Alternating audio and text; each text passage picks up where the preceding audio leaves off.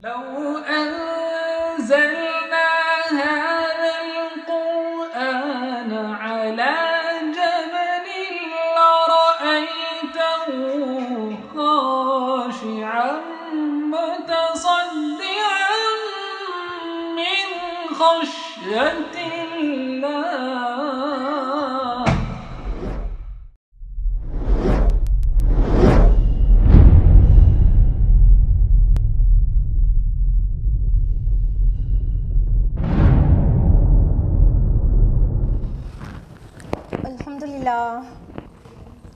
الحمدللہ رب العالمین والصلاة والسلام علی رسولہ الکریم وعلی آلہ واصحابہ اجمعین اما بعد واعوذ باللہ من الشیطان الرجیم بسم اللہ الرحمن الرحیم یا ایہا الناس قد جاءتکم موعظۃ من ربکم وشفاء لما فی الصدور وہدی ورحمۃ للمؤمنین.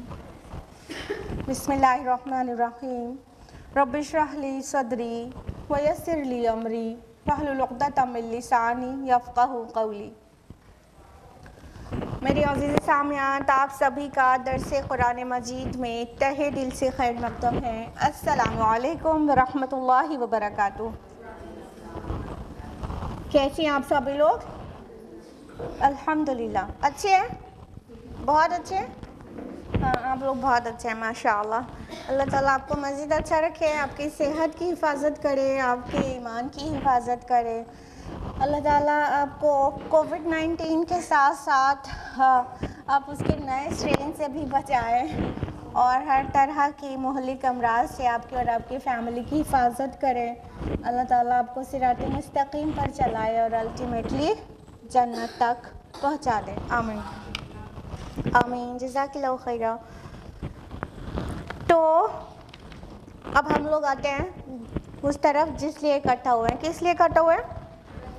درس قرآن سننے کے لیے. درس قرآن میں کون سی سورہ چل رہی ہے؟ سورہ الانبیاء، سورہ نمبر 21.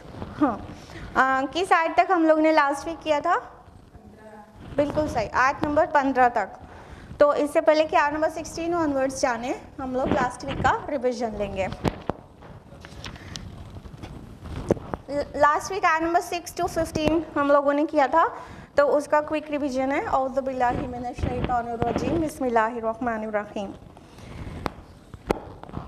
کانٹیکس یہ تھا کہ مشرکین مکہ کہہ رہے تھے کہ آپ اگر سچے نبی ہیں تو معجزہ کیوں نہیں دکھاتے، نشانی کیوں نہیں دکھاتے.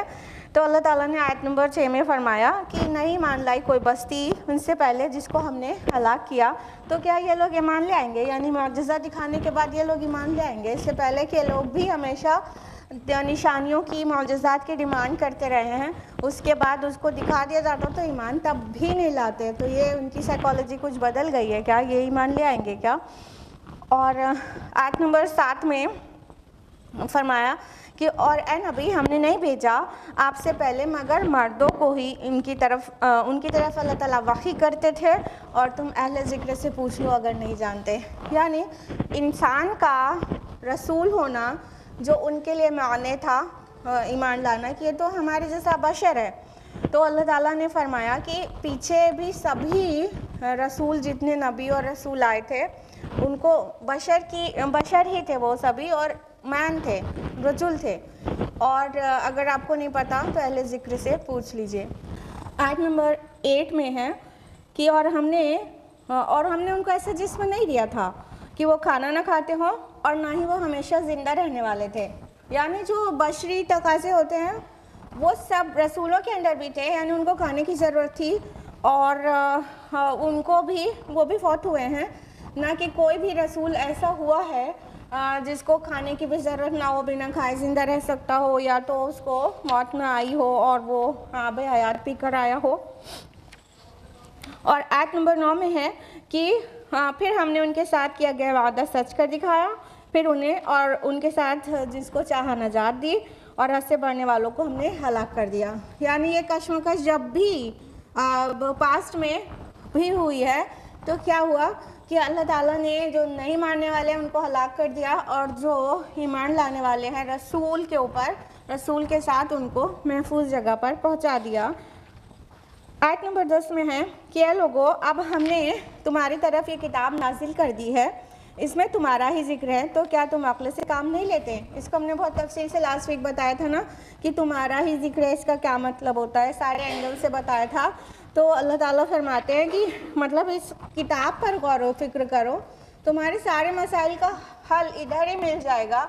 तुम्हारे नफ्सियात, तुम्हारी साइकोलॉजी, तुम्हारे सारे मतलब सोशल प्रॉब्लम्स, तुम्हारे फैमिली प्रॉब्लम्स, तुम्हारे अंदर और बाहर की जो कशमकश है उसका सल्यूशन सब कुछ तुमको यहाँ पर मिल जाएगा।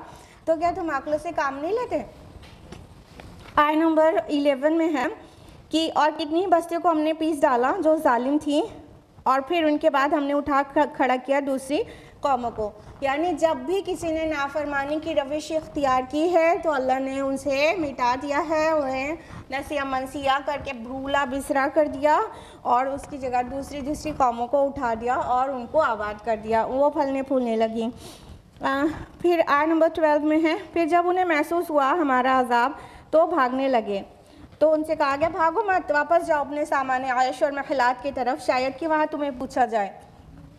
मतलब हर कौम के साथ ही यही हुआ है कि जब फाइनली अल्लाह का अज़ाब बिल्कुल नज़दीक आता वो देख लिया, तब कहने लगे हाय हमारी शामत, हमसे गलती हो गई, हमने अपने ऊपर जुल्म कर डाला और इधर भाग रहे उधर भाग रहे हैं। तो अल्लाह ताला ने कहा कि नहीं भागो मत, अब कहाँ भागते हो, जाओ उस अपने सामान्य ऐश की तरफ जिन हालात में तुम रहते थे और सोचते थे कि तुम्हें प्रोटेक्ट करेगा या यहाँ पर से तुम्हारी हुकूमतें चलती थी। अब जाओ देखो कोई सर्वेंट तुम्हें मिलता है क्या तुम्हारे मतलब हाल वाल पूछने और पानी और चाय पूछने के लिए।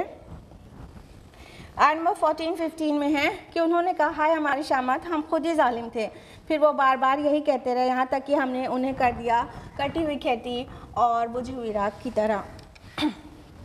अल्लाह ताला ने फरमाया कि फिर वो आखिरी टाइम पे सभी हलचल मचाते हैं और अपनी गलती भी मान लेते हैं, ईमान का भी इजहार करते हैं, लेकिन उससे उनको कुछ भी फ़ायदा नहीं पहुंचता।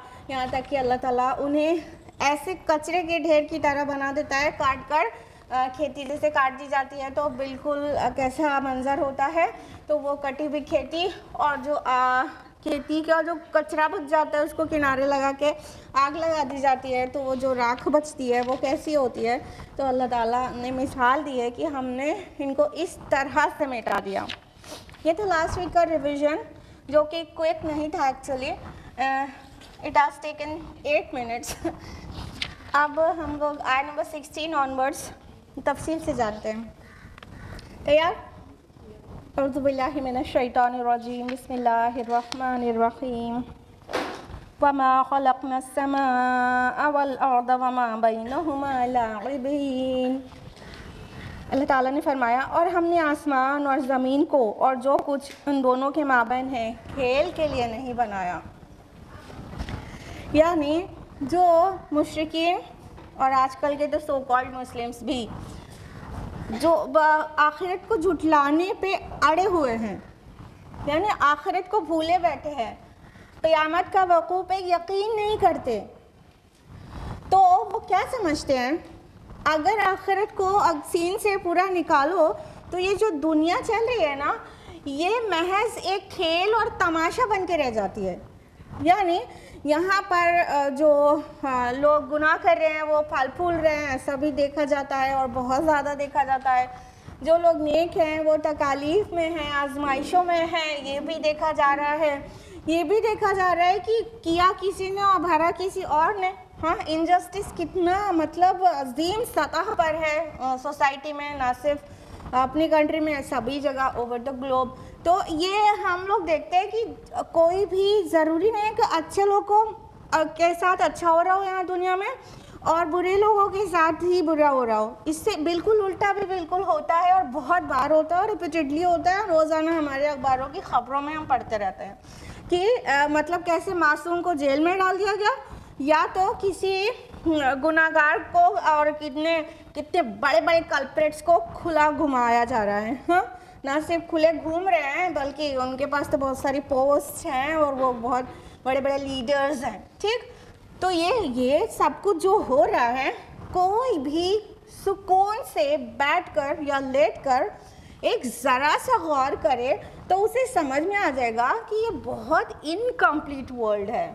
یہاں پر نہ ہی جسٹس پورا ہو پا رہا ہے, نہ ہی اس کا جو کریشن پلان جس نے ڈیزائن کیا ہے پورا وہ اپنی انتہا کو پہنچ رہا ہے. یہ سب کچھ انکمپلیٹ سا معلوم ہوتا ہے. کمپلیٹ تو تب ہوتا نا کہ جب اچھے کو ریوارڈ ملتا اور ہمیشہ ہی, اور برے کو پنشمنٹ ملتی ہمیشہ ہی, لیکن ایسا تو نہیں ہو رہا. تو اس سے پتہ چلتا ہے کہ دنیا کی زندگی بہت ادھوری ہے. جب تک قیامت اور آخرت کو اس کے ساتھ ریلیٹ کر کے نہیں سمجھیں گے تب تک یہ دنیا کی زندگی کھیل اور تماشے سے زیادہ کوئی ویلیو اس کی نہیں بچے گی. جیسے لگے گا کسی نے کھلونا بنایا اور کوئی کھیل رہا ہے, معاذ اللہ ثم معاذ اللہ. اللہ تعالیٰ ایسا تو نہیں. تو اللہ تعالیٰ فرما رہے کہ یہ کیا سمجھ رہے ہیں, یہ جو منمانی کر رہے ہیں اور کھلے گھوم رہے ہیں اور یہ سوچتے ہیں ان کو کوئی پنشمنٹ نہیں ملے گی, اور یہ میرے نیک بندے جو اتنے مصائب ان کی طرف سے ٹارچر سب کچھ سہ رہے ہیں, تو کیا سمجھتے ہیں انہیں ریوارڈ نہیں ملے گا.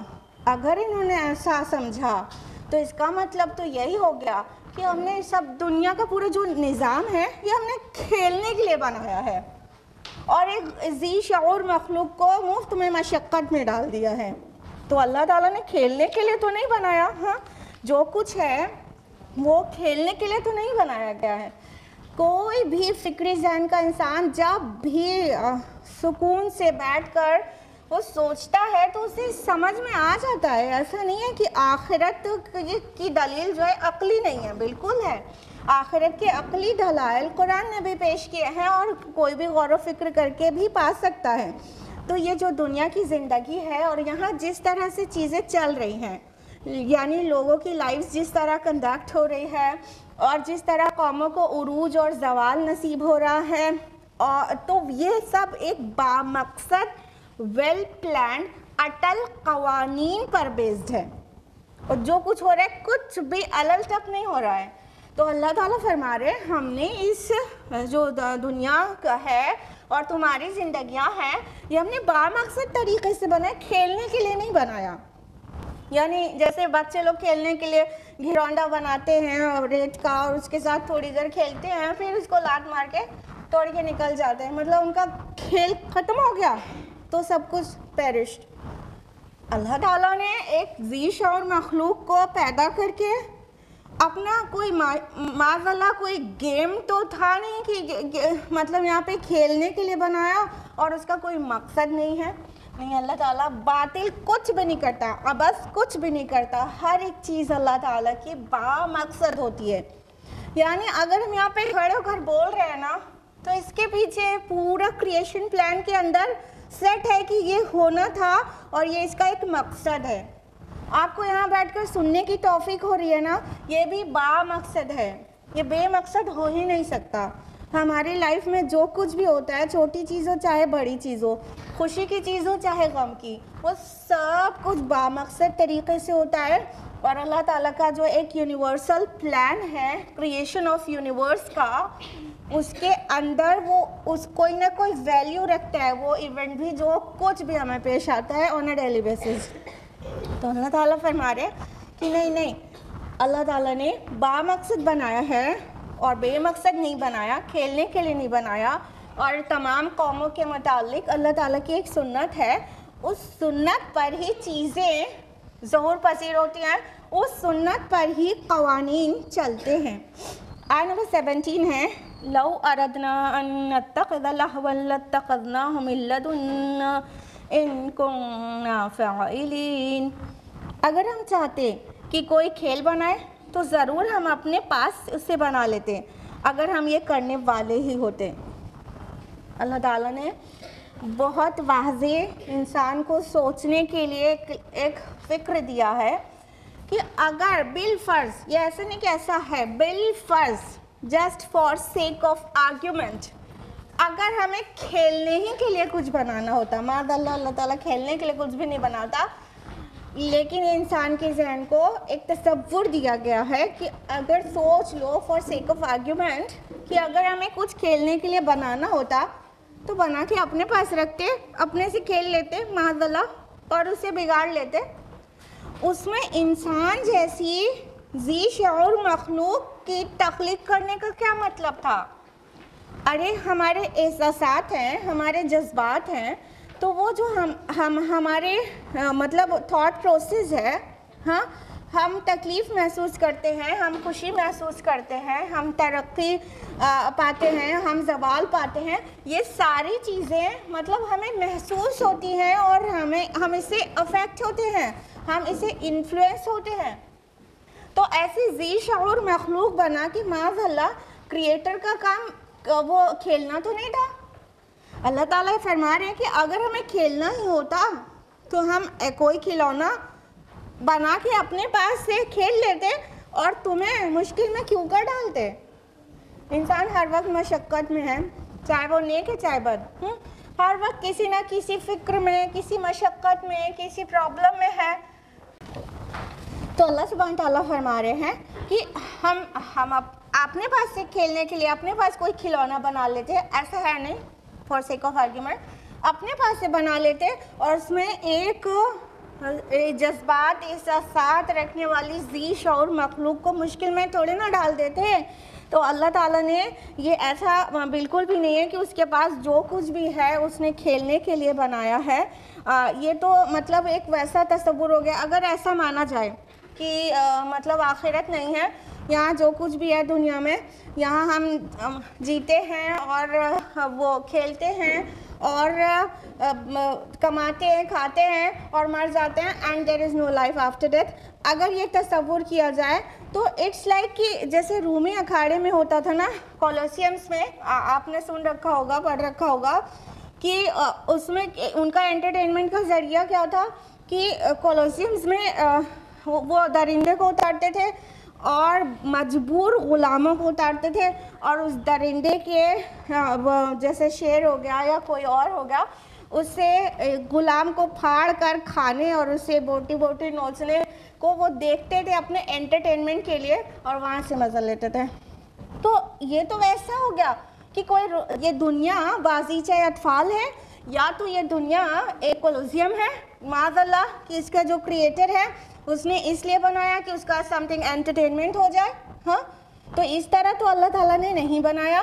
اور اگر انسان سوچ رہا ہے کہ اگر یہ بامقصد ہے اور یہ ویل پلانڈ ہے ایوری تھنگ، تو یہاں پر دیکھو جو غلط کر رہا ہوتا ہے اسے کوئی اوپر کی طاقت آ کے اسے پنش تو نہیں کر دیتی. اس کا مطلب کہ بنانے والے نے بنا کر پھر وہ بے تعلق ہو گیا. نہیں، نہ ہی وہ بے تعلق ہو گیا اور نہ ہی کھیلنے اور تماشا دیکھنے کے لیے بنایا ہے، بلکہ واضح کیا گیا ہے قرآن میں کئی مقامات پر کہ تم جو کھلے گھوم رہے ہو، اللہ کی نافرمانی کر کے بھی، منمانی کر کے بھی جو کھلے گھوم رہے ہو، یہ کیا ہے؟ یہ ایک ٹیسٹ ہے، اور قیامت آئے گی تو تم کو تمہارے کیے کی سزا ملے گی. تو یہ تمہاری مہلت ہے، تاکہ اگر کمپلشن ہو تو پھر ٹیسٹ کہاں رہ گیا. اگر جبر ہو اچھے عمل کرنے اور برے عمل نہ کرنے کا جبر ہو تو پھر ٹیسٹ ہی کہاں رہ گیا. تو یہاں تو ہم ایک امتحان میں ہیں، اور کھلے جو گھوم رہے گناہ کر کے بھی وہ ان کے لیے مہلت ہے. اور یہ مہلت جب ختم ہو جائے گی تو اللہ تعالیٰ سب کو اکٹھا کر کے وہ گناہ گاروں کو سزا دے گا اور نیکوکاروں کو انعام دے گا. یہ کریشن پلان یہ ہے. اور ساتھ ہی جو لوگ اللہ تعالیٰ کو نہیں مانتے، جیسے منکرین بھی اور ایتھیسٹ بھی، تو ان کے لیے اللہ کو نہ ماننا اور قیامت کو نہ ماننا، تو یہ پوری زندگی اور یہ پوری دنیا اور پورے دنیا کا نظام یہ ان کی نظر میں گیم بن کے رہ جاتا ہے. یعنی وہ خود نہیں سمجھ پاتے، وہ ہوتے ایتھیسٹ ہیں اور بن جاتے ہیں ایگنوسٹک فائنلی کہ ہمیں خود نہیں پتا، آئی ڈونٹ نو ایکچولی. کیا وہ کہہ نہیں پاتے، الفاظ ان کے یہ نہیں ہوتے، لیکن ان کا کانسیپٹ سے یہی ثابت ہو رہا ہوتا ہے کہ یہ سب کھیل تماشے کے لیے بنایا گیا ہے، ابھی سب کھیلا جا رہا ہے. یہاں پہ جس نے یہ پورا نظام تیار کیا ہے، جس نے پورا یونیورس کو کریٹ کیا ہے، وہ کھیلنے کے لیے بنایا ہوا ہے، اور یہ سب کھیل کے پھر سب اجڑ جائے گا، سب ختم. کیونکہ اب قیامت تو سائنٹسٹ بھی ماننے لگے ہیں نا. کہ وہ آخرت اور بعث بعد الموت کو نہیں مان رہے ہوں، لیکن اب سائنس ان کی ناسا کی یہ بتانے لگی ہے کہ ایک دن آئے گا سب ختم ہو جائے گا. یہاں تک تو پہنچے ہیں، لیکن بعث بعد الموت کے ہمیں ریوائیو کیا جائے گا، ہمارا حساب و کتاب ہوگا. یہ نہیں ماننے پر کیا ان کی تھاٹس کا کیا سولوشن نکلتا ہے؟ یہی نا کہ یہ پورا سب کچھ ایک گیم ہے اور کوئی کھیل رہا ہے. It's like someone is playing. ہاں، یہاں پہ کھیلا جا رہا ہے، کسی کو پھانسی پہ چڑھا کے اور کسی کو گھر میں محروم کر کے اور کسی کو کرسی پر بیٹھا کر، یہ سب اسٹیج شو ٹائپ چل رہا ہے اور دیکھا جا رہا ہے اور انٹرٹینمنٹ کر رہا ہے کوئی، معاذ اللہ. تو یہ تو ان کے تصورات ہیں جو آخرت کو نہیں مانے. جب آخرت کو نہیں مانیں گے تب لگے گا یہ سب کچھ ایک گیم ہے. آخرت کا یقین کرتے ہی ساری الجھن سلجھ جاتی ہے اور بالکل واضح ہو جاتا ہے، اور ایک گنوار انسان کو بھی واضح ہو جاتا ہے یہاں جو کچھ ہو رہا ہے وہ ٹیسٹ ہے، اور یہ دنیا کمپلیٹ تب ہوگی جب اس کے ساتھ آخرت کا تصور کریں. اور یہاں پہ جو نیک ہیں اور تکلیفوں سے ہیں لیکن ان کو اجر ایسا ملے گا کہ وہ خوش ہو جائیں گے، اور جو یہاں گناہگار ہیں اور ظالم ہیں ان کو ایسی پنشمنٹ ملے گی جو اللہ تعالیٰ ہی دے سکتا ہے. دنیا کی کوئی عدالت انہیں اس ڈگری کی پنشمنٹ ایکچولی نہیں دے سکتی ہے جس ڈگری کے گناہ کیے ہوتے ہیں لوگوں نے. تو یہ ہے، کھیل کے طور پر نہیں ہے اور یہ بامقصد طریقے سے ہے. قرآن مجید میں بار اللہ تعالیٰ فرماتے نا کہ ہم نے تم کو بامقصد بنایا ہے، ہم کو باطل نہیں بنانا، ہمیں دنیا کو باطل نہیں بنانا، ہم نے عبث نہیں بناتے کوئی بھی چیز، ہم کھیلنے کے لیے نہیں بناتے. اس طرح کی بہت ساری آیات ہیں. آیت نمبر 18 بھی بہت زیادہ امپورٹنٹ آیت ہے. بل نقذف بالحق علی الباطل فیدمغہ فاذا ہوا زاہق. بلکہ ہم حق کو دے مارتے ہیں باطل پر تو اس کا بھیجا نکال دیتا ہے، تو جب ہی وہ نابود ہو جاتا ہے. وَلَكُمُ الْوَيْلُ مِمَّا تَصِفُونَ. اور تمہارے لیے تباہی ہے اس وجہ سے کہ تم لوگ اس وجہ سے جو تم لوگ بیان کر رہے ہو. اللہ تعالیٰ فرما رہے ہیں کہ یہ جو باطل کو مہلت ملی ہوئی ہے نا، اس سے کسی غلط فہمی میں مت پڑ جانا.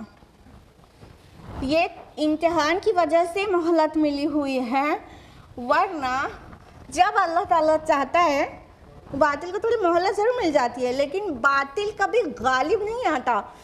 اور جب اللہ تعالیٰ چاہتا ہے حق کو بلند کرتا ہے اور حق کا ایک وار ہی باطل پر پڑتا ہے تو اس کا بالکل یہاں پہ جیسے ورڈ ہے فیدمغہ، تو اس کا مطلب ہوتا ہے کسی کو اتنی زوردار چوٹ مارنا سر پر کہ اس کا پورا بھیجا باہر نکل کے آ جائے اور پھر وہ وار کرنے لائق نہ بچے. تو یہاں پورا سین کریٹ کیا جا رہا ہے، ایک پورا امیجنیشن کے لیے پورا سین ڈیزائن کیا گیا کہ حق اور باطل کی کشمکش ہر وقت ہے. بظاہر ایسا معلوم ہوتا ہے کہ جو لوگ سود لے رہے ہیں وہ پھل پھول رہے ہیں، جو میوزک انڈسٹری والے کتنے کامیاب اور سیلیبریٹیز ان کو جانا جاتا ہے. بظاہر ایسا معلوم ہوتا ہے کہ فیشن انڈسٹری بہت زیادہ مطلب فیمس ہوتے ہیں، اس سے ریلیٹڈ لوگ. ایسا معلوم ہوتا ہے کہ باطل بہت غالب ہے اور حق کہیں چھوٹا ہو کے کہیں دب گیا، جبکہ حق ہے اور باطل ہے. ہر قوم کی زندگی میں ہمیشہ یہ ہوتا ہے کہ باطل چاہے جتنا پھل پھول لے لیکن حق کا ایک صحیح وقت مقرر ہوتا ہے غالب ہونے کا، اور جب حق کا کوڑا باطل کے اوپر پڑتا ہے تو اس کا سین کیا کریٹ کیا گیا ہے؟ حق اور باطل کی کشمکش ہے. ادھر سے وار، ادھر سے وار، ادھر سے وار، ادھر سے وار. حق کا ایک ٹائم آتا ہے کہ وہ ایسا وار کرتا ہے کہ اس کا سر یعنی سوچنے سمجھنے کی صلاحیت اور اس کا فردر وار کرنے کی طاقت وہ سب نکل کر باہر، بھیجا ہی باہر نکل جاتا ہے. تو اتنا زوردار وار حق کا ہوتا ہے باطل کے اوپر. باطل نہایت کمزور ہے، بظاہر ایسا لگتا ہے کہ وہ غالب ہے لیکن اس میں کمزوری ہے ایمان والوں کی. جو حق کے علمبردار ہیں وہ حق کو لے کے اٹھ نہیں رہے ہیں، اس بات کی بس دیر ہے۔ کہیں کہیں جو تھوڑے تھوڑے لوگ ہیں داعیان اسلام تھوڑے تھوڑے بول رہے ہیں تو ایسا لگتا ہے وہ ان کی آواز کتنی دھیمی ہے اور باطل کی آواز کتنی تیز ہے۔ اس کا اگزامپل لے لیجئے کہ ہمارے گھروں میں بچوں کو کتنے انبیاء کے نام یاد ہیں، کتنے صحابہ کے نام یاد ہیں اور کتنے ہیرو ہیروئنس کے نام یاد ہیں۔ مثال لے لیجئے تو پتہ چل جائے گا کہ گھر میں ہمارے ماحول کیا ہے۔ تو اس پہ افسوسناک بات کیا ہے، وہ یہ کہ حق اپنے پاس ہم لوگ نے دفن کر کے رکھ دیا ہے اور باطل کو ہم پھلنے پھولنے دے رہے اپنے گھروں کے اندر بھی۔ تو جب تک ہمارا یہ رویہ رہے گا تو خیر ایسا دکھے گا کہ باطل بہت غالب ہے۔ اور قوموں کی زندگی میں جو عروج و زوال آتا ہے وہ بہت زیادہ مطلب وہ اصولوں پر ہوتا ہے، اور اگر کوئی قوم اور کوئی سوسائٹی چاہتی ہے کہ وہ اس کا عروج ہو تو اسے خود کچھ کرنا ہوگا۔ اس اصول کو اللہ تعالیٰ نے منشن کیا ہے سورہ رعد سورہ نمبر 30 آیت نمبر 11 میں کہ ان اللہ لا یغیر ما بقوم حتی یغیر ما بانفسہم۔ اللہ تعالیٰ کسی قوم کی حالت کو اس وقت تک نہیں بدلتا جب تک وہ اپنے نفس کو نہ بدل لے، اپنے آپ کو نہ بدل لے۔ یعنی اگر کسی سوسائٹی میں یا کسی قوم میں لگ رہا ہے کہ وہ مغلوب ہو رہے ہیں جبکہ وہ حق کے علمبردار ہیں تو ان کو حق کو غالب ہونے والا دن وہ تبھی آئے گا جب ہر ایک انڈیویژول اپنے کو پیوریفائی کرے گا۔ ہر ایک انڈیویژول یعنی قوم کا ہر فرد کو اپنے کو پاک کرنا ہوگا، اپنے کو صحیح کرنا ہوگا، تب جا کے وہ پوری قوم عروج کو پہنچتی ہے۔ اسپینگلر کا ویو آپ لوگ جانتے ہیں۔ اسپینگلر کہتا ہے کہ مطلب قوموں کا حال بھی انسانی افراد کی طرح ہے۔ جس طرح ایک بچہ پیدا ہوتا ہے کمزور سا، پھر تھوڑا طاقت والا ہونے لگتا ہے، پھر اپنے بام عروج کو جوانی کو پہنچتا ہے، پھر وہ بوڑھا ہونے لگتا ہے اور طاقت اس کی ڈھلنے لگتی ہے اور پھر مر جاتا ہے۔ اسی طرح قوموں اور تہذیبوں کا بھی حال ہے کہ ایک قوم یا تہذیب نکلتی ہے، پھر وہ اپنی ترقی کو پاتی ہے، پھر بام عروج کو پہنچتی ہے، پھر وہ اس میں خرابیاں اور برائیاں آنے لگتی ہیں یہاں تک کہ وہ بھی نابود ہو جاتی ہے، وہ بھی ختم ہو جاتی ہے، مر جاتی ہے۔ تو یہ اسپینگلر کا ویو ہے۔ تو ایکچولی ایسا ہوتا ہے، لیکن اس کے پیچھے جو اللہ تعالیٰ کی سنت ہے وہ یہ ہے کہ قوموں کو عروج تب ملے گا جب ہر انڈیویژول اس میں کا اپنے کو ذمہ دار انسان سمجھ کے اپنے کو بدلے۔ ہماری سوسائٹی میں دوسروں کے اوپر فتویٰ لگانے کی زیادہ عادت ہے۔ کوئی اچھی بات بتاؤ تو دماغ میں دوسرے کی وہ گھومنے لگتی ہے امیج، ہاں فلاں تو ویسے ہی ہے۔ ان کو چاہیے کہ اپنے کو صحیح کریں۔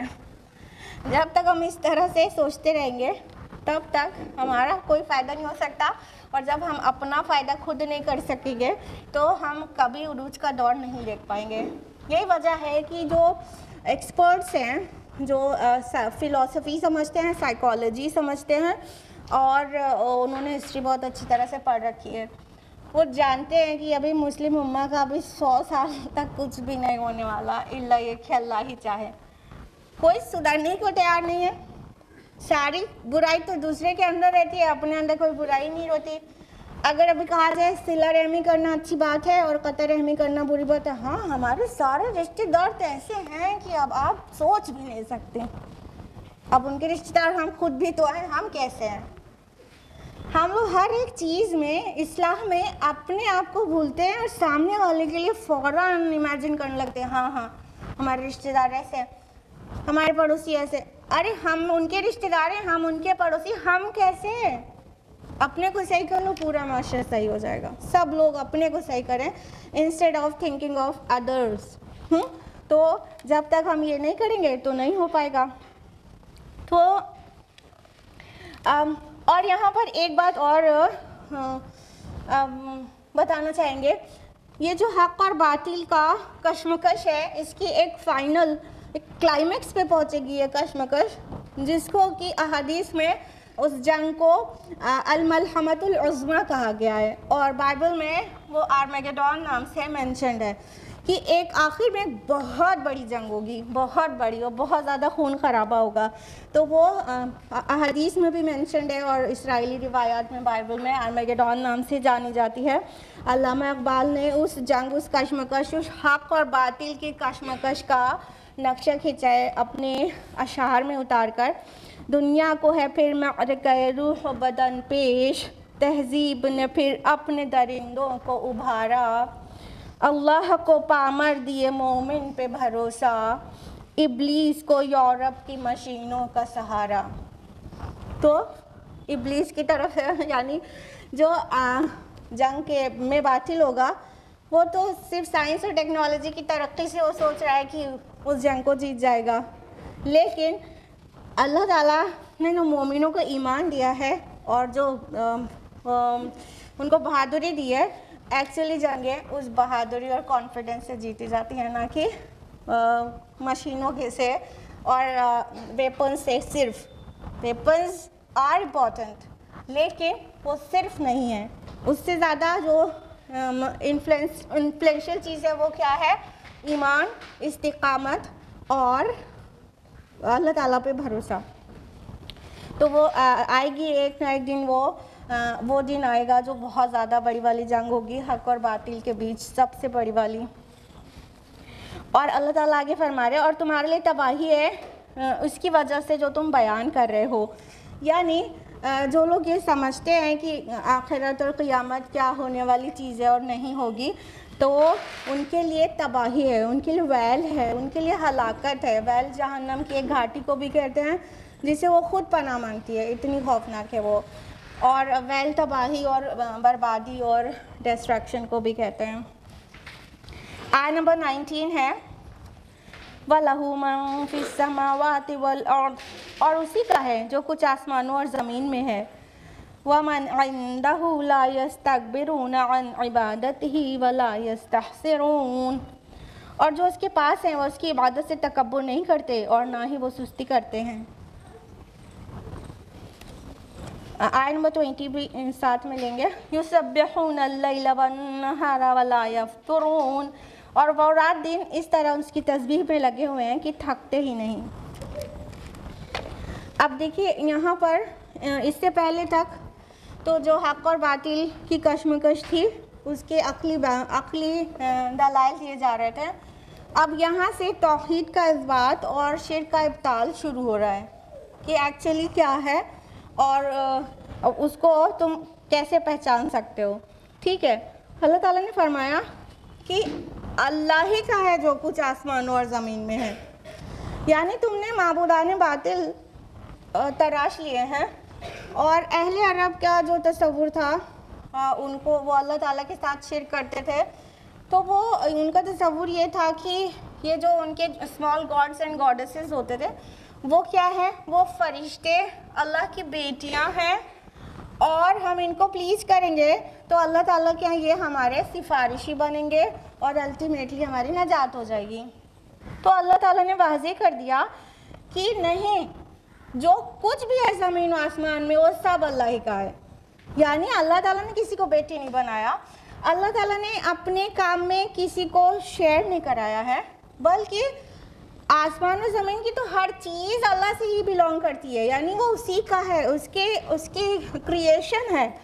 اور جو ملائکہ مقربین جن کو تم اسمال گاڈز اینڈ گاڈسز سمجھ رہے ہو، یعنی فرشتوں کو اللہ کی بیٹیاں سمجھ رہے ہو کہ ان کے ہماری سفارش کریں گے، نہیں، ان کے اختیار میں کچھ بھی نہیں ہے، بلکہ وہ تو خود اللہ تعالیٰ کی عبادت اور سجدے میں پڑے رہتے ہیں اور اتنی اللہ کی فرما برداری کرتے ہیں کہ ذرا بھی نہیں اکتاتے، ذرا بھی نہیں تھکتے. ٹھیک ہے، وَلَا يَسْتَحْسِرُونَ آیا ہے. تو حسر کا معنی ہوتا ہے کسی ایسے کام سے تھکاوٹ محسوس کرنا جو اسپیشلی مطلب مرضی کا بھی نہ ہو. کوئی ایسا کام کرنا پڑ جائے جس کو کرنے میں خود خوشی نہیں ہو رہی ہے لیکن کرنا پڑ رہا ہے، تو اس سے بہت جلدی اکتا بھی جاتا ہے نا انسان. تو اس تھکان اور اکتاہٹ کو کہا گیا ہے کہ وہ کبھی تھکتے نہیں ہیں، کبھی اکتاتے نہیں ہیں، اور اللہ کی عبادت سے تکبر نہیں کرتے ہیں. کہنے کا مطلب ان کا کوئی شیئر نہیں ہے اللہ تعالیٰ کے پاس، بلکہ وہ بندے ہیں اللہ کے. یہاں مین تو اس سے مراد ملائکہ ہی لیے جائیں گے، یعنی تمام فرشتے. لیکن ساتھ میں کہا گیا کہ جو لوگ بھی ایسا کرتے ہیں تو اس میں اور بھی اللہ کی دیگر مخلوق کی بھی گنجائش بنتی ہے، حالانکہ مین تو فرشتے ہی ہیں. یعنی اللہ تعالیٰ جو احکام بیان کرتے ہیں اس کی وہ مطلب اسے امپلیمنٹ کرنے کے لیے وہ ایک دم مستعد رہتے ہیں، اللہ کا آرڈر مانتے ہیں. وہ ان کا خود کچھ اختیار نہیں ہے کہ ان کو تھوڑا تھوڑا اختیار ہی دے دیا گیا ہے اور ان کو پلیز کرو تو اللہ تعالیٰ کو پلیز انڈائریکٹ میں آپ کر لو گے. نہیں، کسی کو بھی کوئی اختیار نہیں ہے، بلکہ وہ تو خود عبادت کرتے ہیں اور مخلوق ہیں اور اللہ تعالیٰ کی کسی بھی بات کی نافرمانی نہیں کرتے اور دن رات تسبیح میں لگے رہتے ہیں. تسبیح کا معنی ہم نے آپ کو شاید ابھی حال ہی میں بتایا ہے سورہ طٰہٰ کی اینڈ پر نا، کہ تسبیح کا کیا معنی ہوتا ہے. سبح یسبح سے ہے، جس کا مطلب تسبیح کا میننگ نکلتی ہے. سبح یسبح کا مطلب ہوتا ہے تیرنا اور تسبیح کا مطلب ہوتا ہے تیرانا. تو تسبیح کا جو لغوی معنی ہوا، جو لٹرل میننگ ہوئی، وہ یہ کہ کسی چیز کو اپنی سطح پر برقرار رکھنا. ٹھیک ہے، یعنی اگر پانی کی سطح پر کوئی چیز فلوٹ کرے گی بلکہ جو سویم کرے گی وہ اس کو مطلب تسبیح کہنا کریں گے، جو ڈوب نہیں رہی ہے، سطح پر برقرار ہے. کلیئر ہے؟ تو تسبیح اللہ تعالیٰ کے نیگیٹیوز کے نفی کو کہتے ہیں کہ اللہ تعالیٰ ہر چیز سے پاک ہے. تو جب ہم یہ کہہ رہے ہیں کہ اللہ کو نیند نہیں آتی، اللہ کو اونگ نہیں آتی، اللہ ظالم نہیں ہو سکتا اور اللہ تعالیٰ مطلب ہر کمی سے پاک ہے، اللہ کو اولاد کی ضرورت نہیں ہے، جب ہم یہ کہہ رہے ہیں سارے نیگیٹیوز کا ڈینائی کر رہے ہیں، تو یہ اللہ تعالیٰ کے مقام بلند پر اس کو برقرار رکھنا ہوا اور اسی کو تسبیح کہتے ہیں. تو ایک معنی تو یہ ہو گیا. ٹھیک ہے، تو جب ہم کہتے ہیں سبحان اللہ تو ہم کیا سمجھتے ہیں اس سے؟ اللہ پاک ہے ہر نیگیٹیو سے، کوئی اس کے اندر کمزوری نہیں ہے، کوئی خامی نہیں، کوئی عیب نہیں، کوئی برائی نہیں، کوئی اللہ تعالیٰ ہر نیگیٹو سے منزہ ہے، مبرہ ہے. یہ تسبیح ہے. ٹھیک ہے، تسبیح جیسے کہ ہم نے بتایا کہ تیرانا مطلب ہوتا ہے، اس کا میننگ لٹرل میننگ. تو تسبیح کا ایک مطلب یہ بھی ہوتا ہے کہ حرکت میں رہنا. کوئی تیر بنا حرکت کے ایسے لیٹے لیٹے تیر سکتا ہے؟ ذرا سا ہیلے بنا اور وہ تیرتا رہے اور یہاں سے وہاں پہنچ جائے، تیر سکتا ہے؟ نہیں نا. تو تسبیح کا مطلب ہوتا ہے حرکت میں رہنا. تو اللہ تعالیٰ کے سارے فرشتے اور دیگر مخلوق ہر وقت ہمہ وقت ایکٹیو ہیں، حرکت میں ہیں اس کے حکم کی فرما برداری میں، سوائے ہم لوگوں کے. ہم لوگ کو جب دیکھو اللہ کی نافرمانی میں حرکت کرنے لگ جاتے ہیں، اس کی فرما برداری والی حرکت چھوڑ دیتے ہیں. جبکہ ہم لوگ کو کیا ہونا چاہیے؟ داعیان اسلام ہونا چاہیے اور ہر وقت حرکت میں رہنا چاہیے. تب کہیں گے کہ ہم اللہ کی تسبیح کر رہے ہیں. اسلام کا وہ تصور نہیں ہے کہ ایک 1000 موتی کی مالا لے لو اور کونے میں بیٹھ جاؤ اور سبحان اللہ کہتے رہو تم جنت میں پہنچ جاؤ گے. نہیں، والی حدیث آپ لوگ نے سن رکھی ہوگی، حدیث جبریل جو ہے، جبریل اسلام سے اللہ تعالیٰ نے کہا کہ فلاں بستی کو پلٹ دو، تو جبریل اسلام نے کہا کہ اس میں دیکھو وہ بندہ بھی ہے جس نے پلک جھپکنے بھر کی بھی نافرمانی نہیں کی آپ کی، بولو وہیں سے پلٹو. وہ اپنے اذکار میں لگا رہا اور میری نافرمانی ہوتی رہے، اس کے چہرے کا رنگ بھی نہیں تبدیل ہوا. اسلامی تصور حرکت میں آنے کا ہے. موتی کی مالا لے کے سبحان اللہ الحمدللہ اللہ اکبر کر کے جنت میں پہنچ جانے کا نہیں ہے. الحمدللہ وہ بھی اچھی بات ہے، اگر کوئی سبحان اللہ الحمدللہ اللہ اکبر کہتا ہے، اس کی فضائل کے بہت ساری احادیث آپ لوگوں کو پتہ ہوگی، ہم ڈیٹیل میں نہیں جائیں گے. لیکن کہنے کا مطلب بس وہ کرنا یہ پورا اسلام نہیں ہے. پورا اسلام کیا ہے کہ ہم وہ اذکار صبح و شام کے اذکار اللہ کو دل میں یاد کرنے رکھنے کے ساتھ ساتھ ایکشن سے بھی دکھائیں اللہ ہی سب سے بڑا ہے.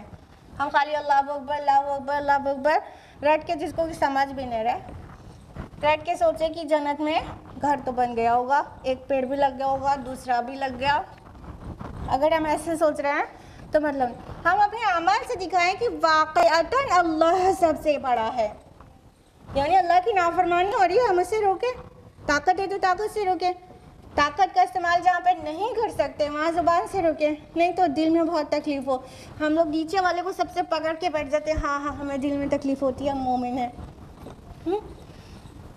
हरकत किस चीज़ का नाम है, तस्बीह किस चीज़ का नाम है? हाँ, बस हम दिल में तकलीफ़ जाने तो हरकत में आए क्या?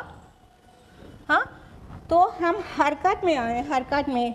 हाँ, अल्लाह ताला के बहुत सारी मखलूक अल्लाह ताला की तस्बीह करती है सही माना में। हमें भी सही माना में तस्बीह करना चाहिए, और वो सही माना जिसको कह रहे वो क्या है कि हम हरकत में रहें, बातिल को मिटाने, हक का बोलबाला करने की हरकत। आयत नंबर 21 है, अम इत्तखज़ू आलिहतम मिनल अर्दि हुम युनशिरून, क्या उन्होंने ज़मीन में कुछ ऐसे माबूद बना लिए जो नशोनुमा देते हों। अब अल्लाह ताला उन माबूदाने बातिल के लिए एक लॉजिकल आर्ग्यूमेंट दे रहे हैं कि अच्छा अल्लाह ताला कहते हैं अल्लाह ताला खालिक है और वो सबको मतलब ज़िंदा करता है और मारता है, क्या इनके जो भी माबूदाने बातिल है वो तसव्वुर जो भी हो, चाहे वो ग्रीक सिविलाइजेशन का हो, चाहे हिंदू माइथोलॉजी का हो, और या कोई भी हो, किसी भी मज़हब का हो, उनके जो स्मॉल गॉड्स एंड गॉडेसेस हैं माज़अल्लाह, क्या उनके अंदर ये ताकत है कि वो आउट ऑफ नथिंग कुछ क्रिएट कर दें।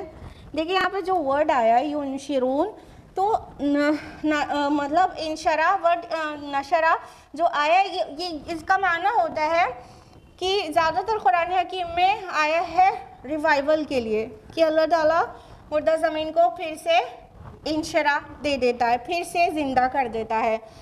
तो यहाँ मतलब मुर्दा को या नॉन लिविंग से लिविंग को निकालना मफ़हूम पाया जा रहा है। तो दोनों ही माना को उससे समझेंगे, क्या है इनके पास कोई ऐसा माबूद जो मुर्दा को ज़िंदा कर दे, या तो इस तरह समझेंगे कि क्या इनके जो माबूदाने बातिल हैं, क्या उनके अंदर ये ताकत है कि वो आउट ऑफ नथिंग कोई चीज़ क्रिएट कर दें या नॉन लिविंग से लिविंग बना दे। लेकिन अल्लाह ताला के पास तो ये ताकत है। अल्लाह ताला नॉन लिविंग से लिविंग क्रिएट कर देता है और लिविंग से नॉन लिविंग निकाल देता है। इट्स सो इजी फॉर अल्लाह सुब्हानहू व तआला। तो अल्लाह ताला सवाल कर रहे हैं कि ये जो एसोसिएट किए हुए हैं पार्टनर्स हमारे साथ, इन्होंने ऐसे ऐसे इलाह बना लिए, आलिहा बना लिए, इलाह का प्लूरल है आलिहा, ठीक है, ये जो माबूदान बना लिए इन्होंने, क्या इनके पास ये ताकत है? ये सोचते क्यों नहीं, ये सोचते क्यों नहीं? कुछ लोग होते हैं अपने आप को बहुत रैशनलिस्ट समझते हैं, बहुत सोच समझ वाले लोग और रीज़न निकालने वाले लोग, लेकिन शायद वो मादा परिस्थिति की वजह से उनको सोचने की फुर्सत ही नहीं है ना मनी मेकिंग से, ना मनी मेकिंग करने में इतना टाइम लग जाता है कि उन्हें सोचने की फुर्सत ही नहीं है कि वो जो उनका अक़ीदा है, जो डॉगमास हैं, जो रिचुअल्स हैं, उनकी हकीकत क्या है और जो उनका बिलीफ है उसकी हकीकत क्या है। कोई भी सलीमुल अक्ल इंसान थोड़ा सा सुकून से बैठकर सोचेगा तो उसे समझ में आएगा, और अगर खुद से सोचने की तौफीक नहीं हो रही है तो अल्लाह ताला ने तो कुरान करीम सब के लिए नाजिल किया है ना, सारी दुनिया के लिए, सिर्फ हमारे और आपकी मीरास नहीं है, ये गैरों की भी है, और इनफैक्ट हमें उन तक पहुँचानी चाहिए। तो ये कुरान मजीद उनको दावत फ़िक्र देगा, और हमें भी लोगों को ऐसे क्वेश्चन रेस करके छोड़ देना चाहिए कि क्या वो जो भी स्मॉल गॉड्स एंड गॉडेसेस का तसव्वुर है, क्या वो लोग ज़िंदगी दे सकते हैं किसी को? बेजान से जानदार निकाल सकते हैं, जानदार से बेजान निकाल सकते हैं? तो सोचने की तौफीक होगी तो जवाब ढूंढेंगे तो सही अल्लाह ताला को पहचान पाएंगे। आगे फरमाया लौ कान फ़ीहिमा आलिहतुन इल्लल्लाहु लफ़सदता,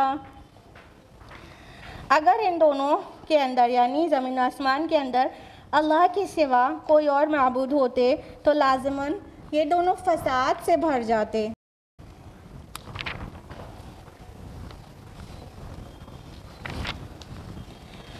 فسبحان اللہ رب العرش عما یصفون.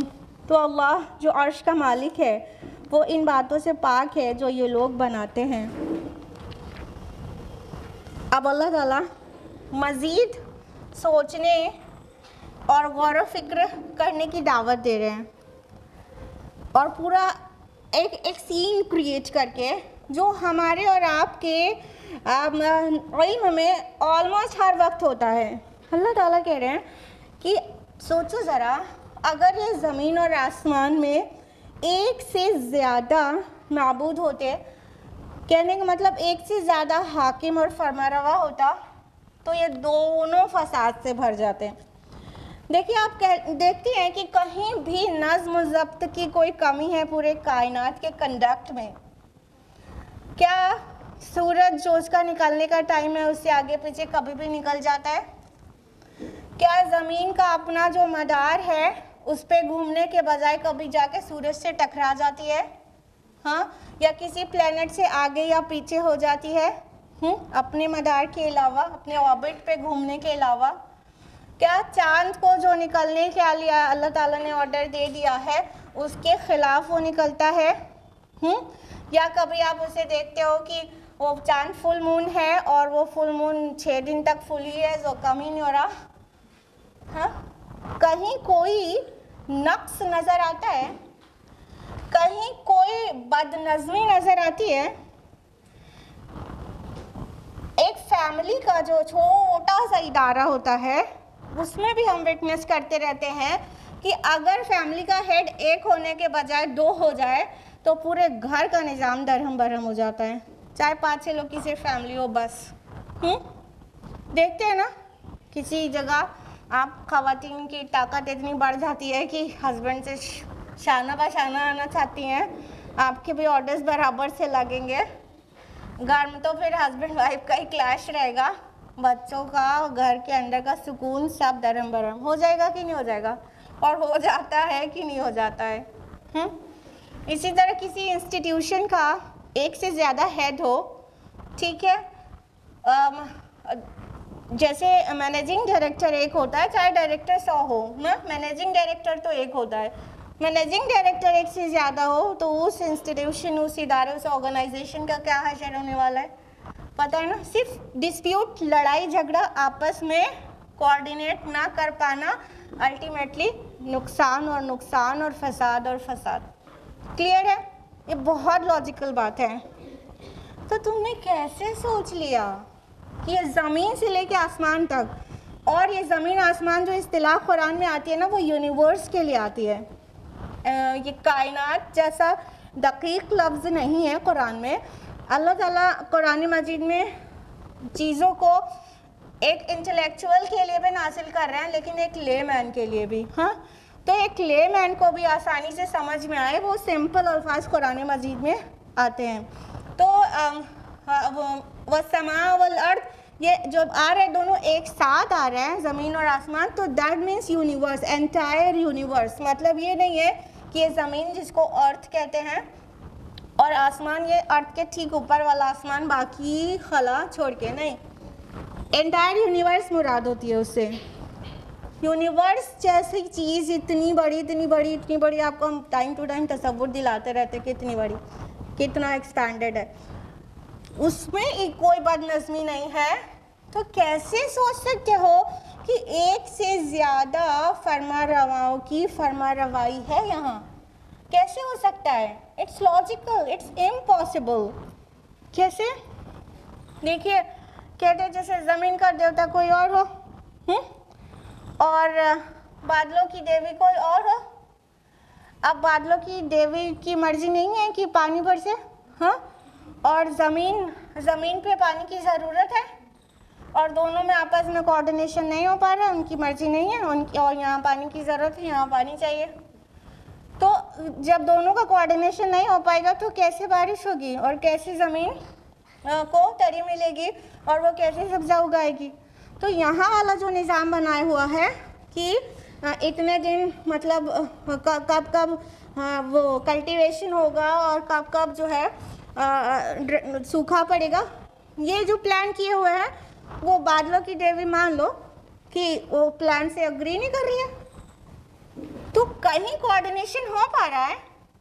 اور جتنے بھی مائتھولوجیز ہیں، ہندو مائتھولوجی اور گریک مائتھولوجی، جہاں پر بھی اٹھا کر دیکھ لیجئے، ایک سے زیادہ جو گاڈس اینڈ گاڈسز کا تصور ہے اس میں ہمیشہ لڑائی ہوتی رہتی ہے.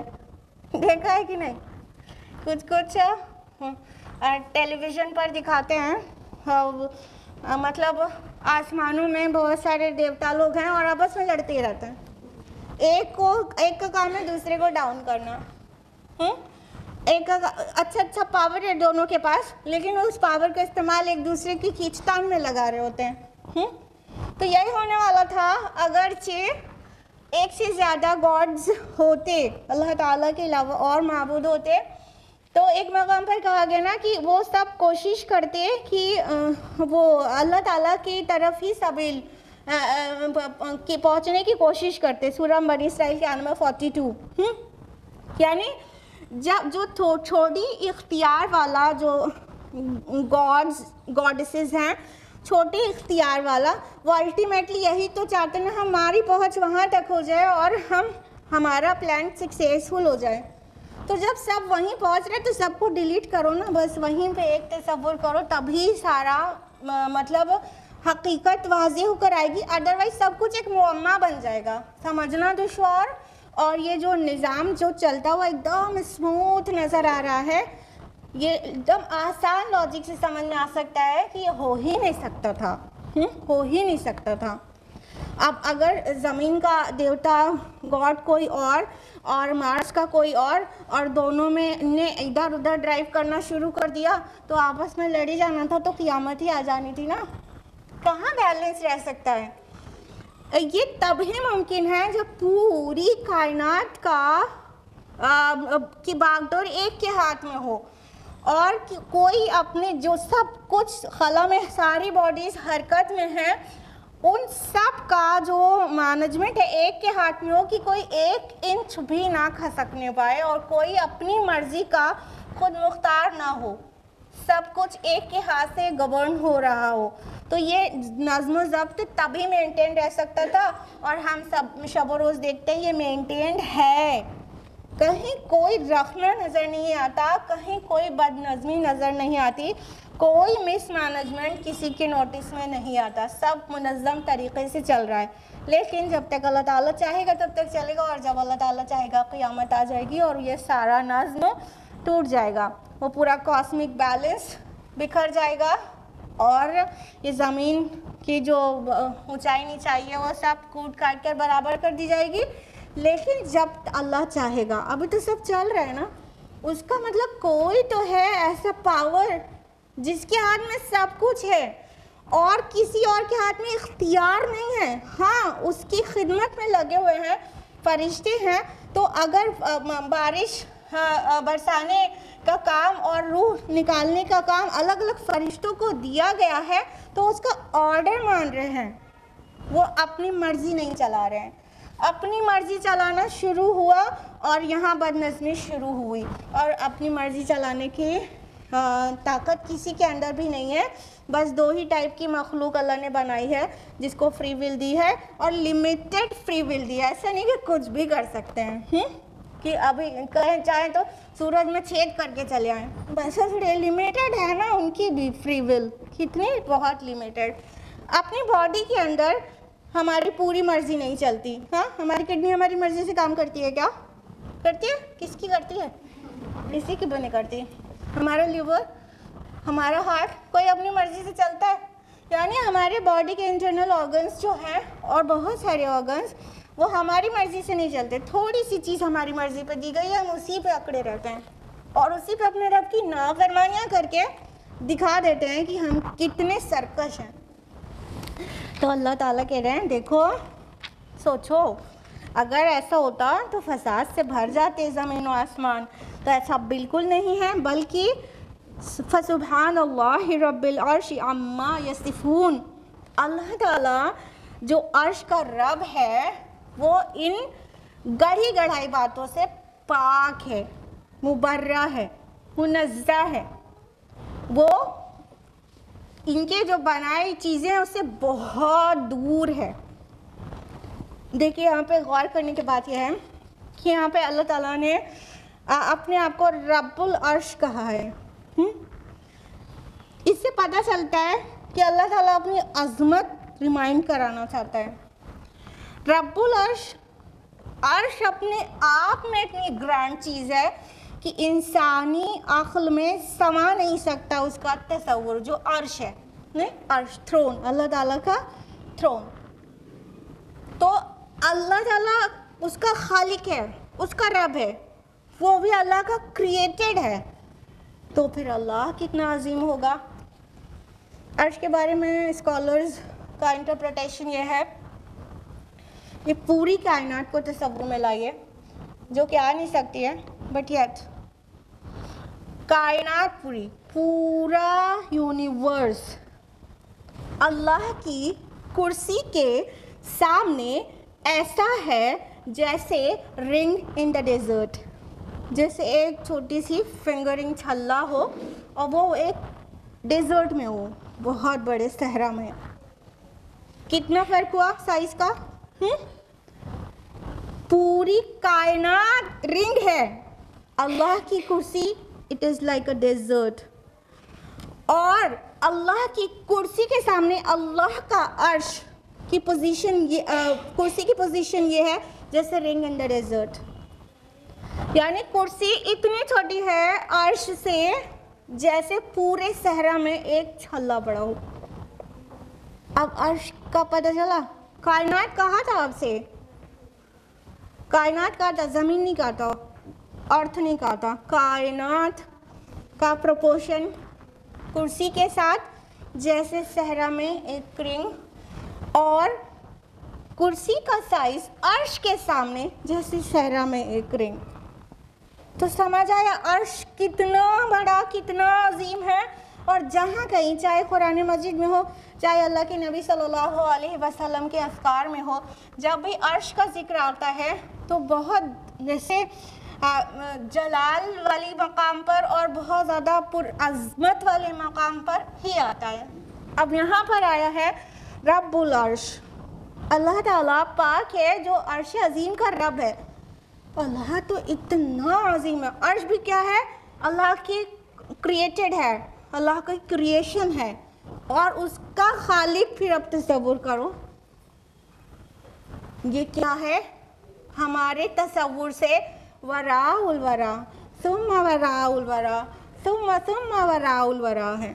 It is beyond our imagination, beyond and beyond our imagination. अल्लाह ताला इतना पुरअज़मत है, उसके साथ शिरक करते हो? पत्थर और मुर्दा और किसको किसको बराबर हम पल्ला किए देते हो? पैंथीज़म कहते हो, एवरीथिंग इज़ गॉड। अल्लाह बहुत पाक है जो ये बहुतान अजीम तराशते हो, अल्लाह के साथ दूसरे माबूद तसव्वुर करते हो। आय नंबर 22 तक हुआ है। इंशाल्लाह हम लोग I number 23 onwards next week जानेंगे क्योंकि टाइम ख़त्म हो गया है। अल्लाह ताला से दुआ है कि वो हम सभी को कुरान मजीद पढ़ने, समझने, गौर व फिक्र करने, गौर-ज़नी करने और उस पर मुकम्मल अमल करने और गैरों तक पहुँचाने की तौफ़ीक़ अता फ़रमाए। अल्लाह ताला कुरान मजीद के ज़रिए हमारी दुनिया और आखिरत दोनों संवार दें। आमीन। वाखिर दावाना अनिल हम्दुलिल्लाहि रब्बिल आलमीन। वस्सलामु अलैकुम वरहमतुल्लाहि वबरकातुहू।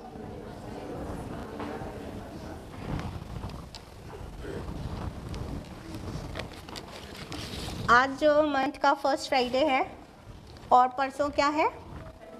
मंथ का फर्स्ट संडे है, दिसंबर का फर्स्ट संडे।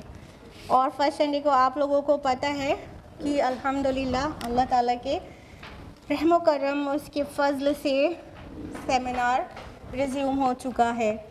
तो परसों यानी संडे को नए टाइम पर, जो कि लास्ट मंथ आपको बताया जा चुका और आप अटेंड कर चुके हैं, नए टाइम पर 2:30 बजे दिन में सेमिनार होगा सेमिनार का टॉपिक है, क्या है?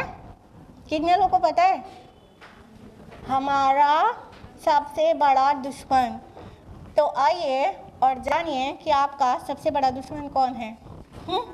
हम लोग को पता है कि आपका सबसे बड़ा दुश्मन कौन है। तो अगर आप चाहते हैं कि आपको पता चले और आपके पड़ोसी और आपके रिश्तेदारों को भी पता चले, लेडीज़ को, तो उनको साथ लेते आइएगा और आपको डिटेल में बताएंगे। सिस्टर शाज़िया अमरीन और सिस्टर तैयबा आपको बताएंगी कि आपका सबसे बड़ा दुश्मन कौन है। ठीक है, तो आना मत भूलिएगा। थोड़ा शॉर्ट किया हम लोगों ने प्रोग्राम को, हाफ एन आवर। तो 2:30 बजे स्टार्ट होगा, इंशाल्लाह 4 बजे ख़त्म हो जाएगा।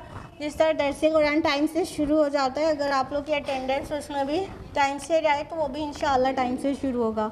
ठीक है, प्लीज़ आप सभी आइएगा।